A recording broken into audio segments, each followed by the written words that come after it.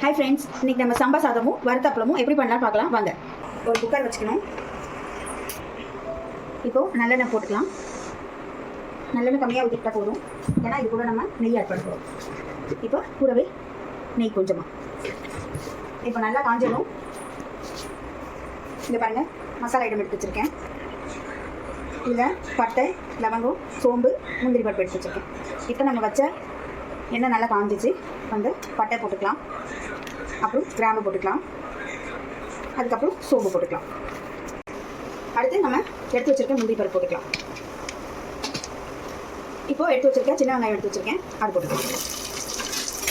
இப்போ நல்லா கொஞ்சம் வதக்கிக்கலாம். இது கூடவே நம்ம ஒரு ஸ்பூன் கல்லுப்பு போட்டுக்கலாம். இப்போ கல்லுப்பு போட்டோம்னா நல்லா கொஞ்சம் ஃப்ரை பண்ணிக்கலாம்.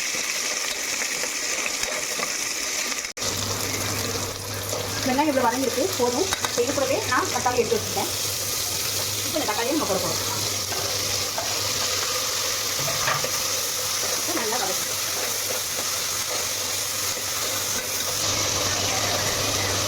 கால் டீஸ்பூன் இது கூட மஞ்சள் தூள் போட்டுக்கணும். இப்போ சாம்பார் பொடி போடுறோம். நல்லா இப்படி மிக்ஸ் பண்ணி விட்டுக்கலாம். பார்த்தீங்கன்னா நல்லா தக்காளி எல்லாம் வதங்கி வந்துருக்கு. மசாலா போட்டதுனால ஒரு 5 மினிட்ஸ் அப்படியே விடலாம். இப்போ நல்லா வதங்கிட்டு பாருங்கள், தக்காளி உங்களுக்கு தெரிஞ்சிடும். இப்போ இந்த சமயத்தில் நான் அரிசியும் பருப்பும் ஊற வச்சுருக்கேன். இதில் பார்த்தீங்கன்னா உங்களுக்கு தெரியும், 1 கிளாஸ் அரிசி, ½ கிளாஸ் அரிசி, ½ கிளாஸ் பருப்பு போட்டிருக்கேன். அப்போ 1 கிளாஸ் கணக்காச்சு. 1 கிளாஸ்க்கு 2 கிளாஸ் தண்ணி ஊற்றிருக்கேன். இப்போ நம்ம அப்படியே இதை போட்டுருவோம். இப்போ நம்ம அரிசி பருப்பு எல்லாமே போட்டாச்சு, கொத்தமல்லி போட்டிருக்கோம், எல்லாம் போட்டுட்டு தண்ணியும் ஊற்றியாச்சு. இப்போ நம்ம விசில் வைக்க போகிறோம். நல்லா மூடிட்டு ஒரு 3 விசில் வச்சா ரெடி ஆகிடும். 3 விசில் வந்துருச்சு, ஸ்டீமும் போயிடுச்சு. நம்ம ஓப்பன் பண்ணி பார்க்கலாம். பார்த்தீங்களா எவ்வளோ சூப்பராக வந்திருக்கு.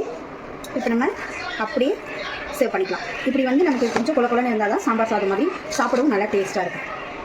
அவ்வளோதான் ஃப்ரெண்ட்ஸ், சாப்பிடவும் டேஸ்ட்டாக இருக்கும். உங்களுக்கு சீக்கிரமாக டைஜஸ்டும் ஆகிடும். வாங்க எல்லோரும் சாப்பிடலாம்.